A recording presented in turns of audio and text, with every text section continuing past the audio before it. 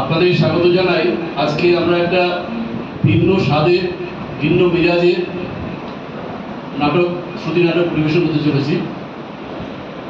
তাই নাটকটা শুরু করার আগে আপনাদের সঙ্গে একটু ইন্টারঅ্যাক্টিভ হয়ে কিছু কথাবার্তা জিজ্ঞেস করতে চাই। আচ্ছা, আপনারা ভূতকে মানেন? আচ্ছা আচ্ছা, ভূতকে মানেন, আবার কেউ মানেন না। ভূত আছে, আবার বলছে ভূত নেই। কিন্তু আমি আপনাদের সামনে দু একটা কথা শেয়ার করছি। এই ধরুন, যারা আমাদের মতো একটু গ্রাম্য পরিবেশের মানুষ হয়েছি, তারা দেখুন, হঠাৎ এরকম ঘটনা নিশ্চয়ই আপনারা জানেন যে একটা অমাবস্যা রাতে কোনো আলপথ ধরে, নদীর ধারে আলপথ ধরে যাচ্ছেন, পাশে একটা বড় বট গাছ, তার কাছে একটা শিব মন্দির, পাশে শ্মশান, ওইসব জায়গাগুলো আপনার খুব তাড়াতাড়ি পাস করে যান। কিন্তু ঘটনা কি জানেন, একদিন আপনার মনে হলো যে আমার পাশ দিয়ে যেন, পিছন দিক দিয়ে যেন একটা কি যেন হেঁটে আসছে, আপনার পিছনটা দিয়ে সেটা দিয়ে একটা চিৎচির করে আওয়াজ হয়ে উঠলো। আপনি পরিচিত মনে করে দৌড়ে গিয়ে বাড়িতে পৌঁছলেন। কিংবা এই এখনকার দিনে যারা জেনারেশন, নতুন জেনারেশন, যারা গ্রাম্য পরিবেশের সঙ্গে এতটা মানুষ হয়নি, তারা ধরুন বাড়িতে বসে আছেন, অন্ধকার রাত, প্রচণ্ড বৃষ্টি হচ্ছে, মানে চারিপাশে বজ্রবিদ্যুৎ সহ বৃষ্টি হচ্ছে। এমন সময় লাইটও চলে গেছে, একটা মোমবাতি জ্বালিয়ে বসে আছেন। হঠাৎ আপনার কাঁচের জানলার পাশে দেখলেন কিছু মানুষ যেন মুখ ঘোরাফেরা করছে, তারপর আবার ঠক ঠক ঠক করে আওয়াজ করছে। আপনি তো বাবা বাবা মা বলে চিৎকার করে ওখানেই প্রায় অজ্ঞান হয়ে যাওয়ার মতো অবস্থা। তারপর বাবা মা যখন এলো, তখন বললেন যে হ্যাঁ, ওসব ভূত বলে কিছু হয় নাকি। এই যে দাদা বললেন ভূত বলে কিছু হয় না, অনেকেই বললেন ভূত বলে কিছু হয় না। কিন্তু আপনারা এই এক্সপিরিয়েন্স নিশ্চয়ই কম বেশি সবাই ভূত মনে করেছেন। ভূত আছে কি নেই, আজ কিন্তু আপনাদের প্রমাণ দেব, ভূত আছে, ভূত আছে। আপনাদের সঙ্গে পরিচয় করাবো। পরিচয় হতে রাজি? রাজি। Thank you. ভূতের সঙ্গে পরিচয় করবো, শুধু তাই নয়, যা মলে জিনিস কিনতে যান, তখন একটার সঙ্গে একটা ফ্রি দেওয়া হয়। তো আজকে আমরা ভূতের সঙ্গে একটা পেতনিকেও ফ্রি দেবো। আপনারা তার সঙ্গে আলাপ করবেন। তো আজকে শুরু করতে যাচ্ছি একটা বিশেষ ভিন্ন স্বাদের নাটক, শ্রুতি নাটক। নাটকটির নাম হচ্ছে হানাবাড়ি। আমি এটা ইউটিউব থেকে সংগ্রহ করেছি। জগন্নাথ বসু আর রবীন্দ্রনাথ নাটক করেছিলেন। তা আমার এই নাটকে আমার সঙ্গে আছে, আমি সিদ্ধার্থ দত্ত, আমার সঙ্গে আছে পিঙ্কি ভৌমিক, আর ব্যাকগ্রাউন্ড মিউজিক আছে চন্দনা দত্ত। আর আমার দু একজন কারিগর আছেন যারা অদৃশ্য হয়ে আছেন, তারাও মাঝে মাঝে ভেলকি দেখাবেন, কিন্তু এই মুহূর্তে আমি তাদের নাম প্রকাশ করতে পারছি না। প্রকাশ করলে তাহলে মানে ব্যাপারটা বোঝাতে পারবো না। আশা করি এই পরিবেশের মধ্যে এটাকে আমি করতে পারবো। Thank you very much. শুরু করছি আজকে শ্রুতি নাটক হানাবাড়ি।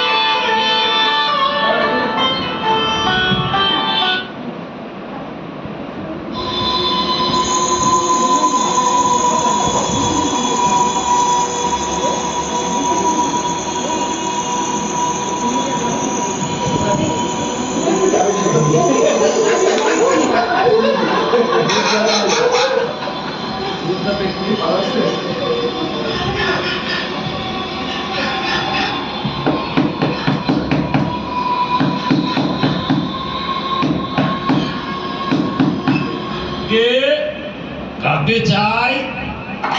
সদাশিব বাবু আছেন? দাঁড়ান দাঁড়ান, আসছি, আমি আসছি। নিচে নামি এসে কথা বলছি। দাঁড়ান, দরজাটা খুলি।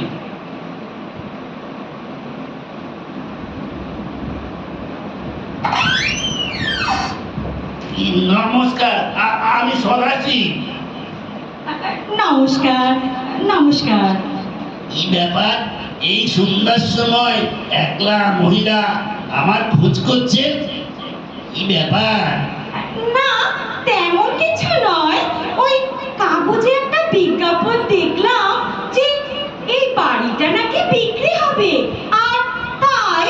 ও হ্যাঁ, বাড়ির ব্যাপারে এসেছেন। আসুন আসুন, ভেতরে আসুন। ওহ, ভেতরটা দেখছি বেশ অন্ধকার। হ্যাঁ, আসলে আলোগুলো এখনো জ্বালানো হয়নি তো। আমার চোখে আবার চড়া আলো একদম সহ্য হয় না। বসুন বসুন, ওই চেয়ারটায় বসুন। ঠিক আছে, আমি বসছি, আপনি ব্যস্ত হবেন না। দাঁড়ান, একটা একটা কম পাওয়ারের আলো জ্বালি। এই আলোয় চলবে তো? আগে এত কম আলোতে তো বাড়িটা সবকিছু ভালোভাবে দেখতে পাচ্ছি না। বাড়ি কেনার ঝক্কি তো বোঝেন। ঠিক আছে, এতেই কাজ সেরে নেব, চালিয়ে নেব। একটা কথা জিজ্ঞাসা করব। হ্যাঁ, করুন। বিজ্ঞাপনে লিখেছেন ওল্ড ক্যালকাটা রোডের ওপর একটা ছোট একতলা বাড়ি বিক্রি হবে। আচ্ছা, আপনি লিখেছেন কুসংস্কার মুক্ত মানুষেরাই খালি যোগাযোগ করবেন। আচ্ছা, এই কুসংস্কার মুক্ত কথাটার মানেটা কি? ও কিছু না কিছু না, আসলে আসলে এই পাড়ার লোকগুলো তো খুব দুষ্টু। কেউ বাড়ি কিনতে এলে তাদের ভয় দেখায় আর কি। ও তাই বুঝি। হ্যাঁ, নানান রকম ভাঙচি দেয়। বলে কি জানেন, এই বাড়িটাতে নাকি ভূত আছে। তাই নাকি? ও আচ্ছা আচ্ছা, আপনি বলেন তো, বাড়িতে ভূত থাকলে আমি আছি কি করে? হ্যাঁ, সেটা তো ঠিক। আপনি আছেন কি করে? তা মানে এ সত্যি কি এ বাড়িতে ভূত আছে? আরে না না না না না না না না, বললাম তো এইসব পাড়ার লোকেদের রটনা। ও ও, যদি অপরাধ না নেন তাহলে একটা কথা বলি। আমি আমি যখন বাড়ির ঠিকানাটা জিজ্ঞাসা করে এদিকে আসছিলাম, মানে একবারে তো বাড়িটা খুঁজে পাইনি, তখন বেশ কয়েকজন আমায় জিজ্ঞাসা করছিল। জানেন, এই সন্ধ্যাবেলায় আমি ওই ভুতুড়ে বাড়িতে কি জন্যে যাচ্ছি। তখন তখন আপনি কি বললেন? আমি বাড়ি কেনার কথাই বললাম। তা তা ওরা আপনাকে কিছু বললো নাকি? সবাই বলল এ বাড়িতে নাকি আমি থাকতে পারবো না। আজ অব্দি কেউ থাকতে পারেনি। তাও তারপরেও আপনি এলেন? তখন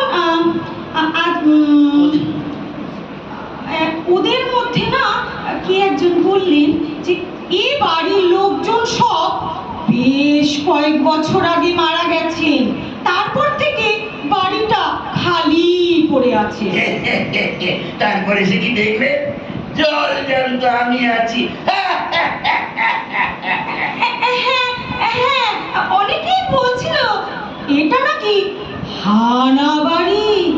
সত্যি নাকি সদাশিব বাবু? এই এই দেখুন, আপনার নামটা কিন্তু আমার জানা হয়নি। আগে আমার নাম রমলা। রমলা দেবী, ওসব কথায় বিশ্বাস না করে আপনি যে এখানে এসেছেন তাতে আমি খুব খুশি, খুব ভালো লাগলো। আপনার নিশ্চয়ই কোনো কুসংস্কার নেই। পুরোপুরি নিজেকে কুসংস্কার মুক্ত বলি কি করে? তবে হ্যাঁ, আমার ব্যক্তিগতভাবে মনে হয় নিজের চোখে কিছু না দেখে কোনো কিছুই বিশ্বাস করা ঠিক নয়। ব্যাস ব্যাস ব্যাস, হতেই হবে। ঠিক বলেছেন, ঠিক বলেছেন। হ্যাঁ, এবার চলুন, বাড়িটা না হয় একবার ঘুরে ঘুরে দেখবেন। এই এই যে বারান্দা দিয়ে ঘরে ঢুকে, এই ঘরে ঢুকে এইটা হলো আমার আমার বসার ঘর। ও আচ্ছা, দাঁড়ান দাঁড়ান, আলোটা জ্বালিয়ে দিই। এবার দেখুন তো ভালো করে, এই আলোয় চলবে তো? চলবে মানে? বাহ, এ তো খাসা বাড়ি মশাই। তবে কেমন যেন স্যাঁতস্যাঁতে ভাব, কিরকম নোংরা চারদিকটা, ঘরের কোনায় ঝুল, চারিদিকে পুরো ধুলো। অনেকদিন ঝাড়পোছ হয়নি বলে মনে হচ্ছে। হ্যাঁ, তা একটু আছে, এটাকে অস্বীকার করি কি করে? জানেন তো, আসলে আমি একা মানুষ, সব দিকটা ঠিক সামলে উঠতে পারি না। বাড়িতে আর কেউ নেই বুঝি? ছিল, আগে সবই ছিল, এখন আর কেউ নেই। এদিকে আসুন, এদিকে। ওই যে ওই সিঁড়িটা দেখছেন না, ওটা ওটা হলো সোজা ছাদে ওঠা সিঁড়ি। ও তাই বুঝি? আচ্ছা। হ্যাঁ, উপরে গিয়ে না আপনাকে চিড়ে কোটাটা একবার দেখাবো। হ্যাঁ, চলুন চলুন। চলুন চলুন। বাবা, যত লাগে জিনিসপত্র সব জড়ো হয়ে রয়েছে। তা যা বলেছেন, এই ঘরটা গুদাম ঘর হিসাবেই ব্যবহার করা হয়, মানে হতো কি না?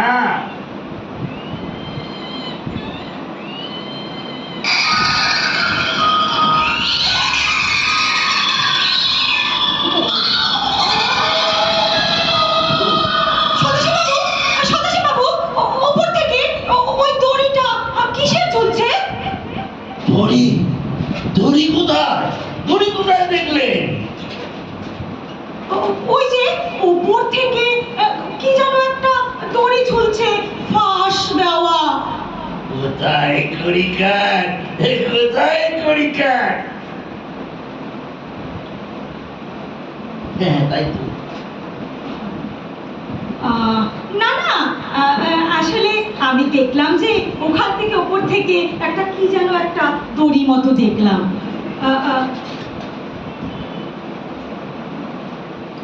এটা তোমার।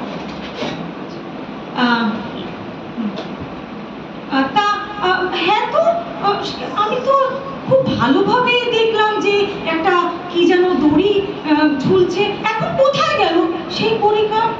ভয় পেয়েছেন আপনি রমনা দেবী, আপনি ভয় পেয়ে গিয়েছেন। না না, আমি ভয় পাবো কেন? বোধহয় চোখের ভুল। কিন্তু আমি কিন্তু আপনি নেই, আপনি ভুল দেখেছেন। তাই এত ভুল দেখবো? আসুন আসুন, এই দরজাটা দিয়ে বেরোলেই না আমরা ছাদে গিয়ে উঠবো। আচ্ছা তাই বুঝি? আসুন আসুন, কি সুন্দর না? এই কার্নিশের দিকে আসুন, এখানটায় দাঁড়ান। বাহ, দিব্যি হাওয়া খাওয়ার জায়গা তো। হ্যাঁ, তা যা বলেছি, আসলে আশেপাশের বাড়িঘর নেই তো, হু হু করে হাওয়া আসে।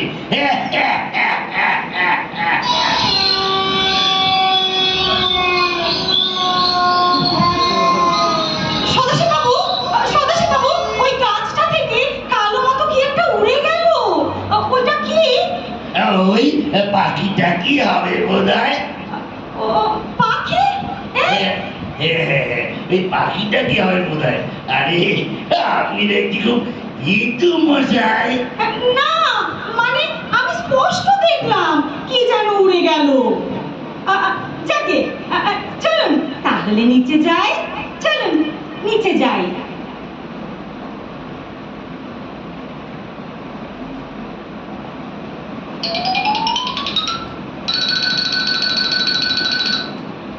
হ্যাঁ, সদাশিববাবু, বাড়ি জানেন তো আমার পছন্দ হয়েছে। তবে তবে আবার কি দাম নিয়ে ভাবছেন তো? তা বেশি দিতে হবে না, 2 লাখ নয় কমিয়েই দেবো। 10-এর জায়গায় 8 দেবেন, 8 লাখ দিলেই হবে। এরকম পশ এলাকায় এর দাম তো কিছুই নয়। তা ঠিক বলেছেন, এত কম দামে এরকম পশ এলাকায় বাড়ি পাওয়া যায় না বটে। তবে তবে আবার কি? তবে তবে আর কিছুই না, তবে কোনো ভূতের সঙ্গে এক বাড়িতে আমার থাকা চলবে না। কি বলছেন আপনি? আপনি আপনি কাকে ভূত বলছেন? আপনাকে? আমাকে? আমাকে আপনি ভূত বলছেন? কি করে বুঝলেন আমি ভূত? আপনার শরীর ভেদ করে ওপাশে দেওয়াল দেখা যাচ্ছে, আপনার পায়ের ছাপ মেঝের পুরো ধুলোর ওপর পড়ছে না। আপনি দুবার আমাকে ভয় দেখানোর চেষ্টা করেছেন। আপনার তো নজর দেখবে কড়া, এত সব জেনেও আপনি আমার সামনে দাঁড়িয়ে আছেন। ভয় পাচ্ছেন না কেন? ভয় পাচ্ছেন না কেন?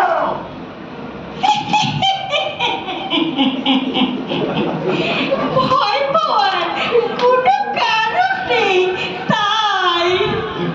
কিন্তু মানুষরা তো আমাকে দেখলেই ভয় পায়। তা পায়, কিন্তু আমি তো মানুষ নই।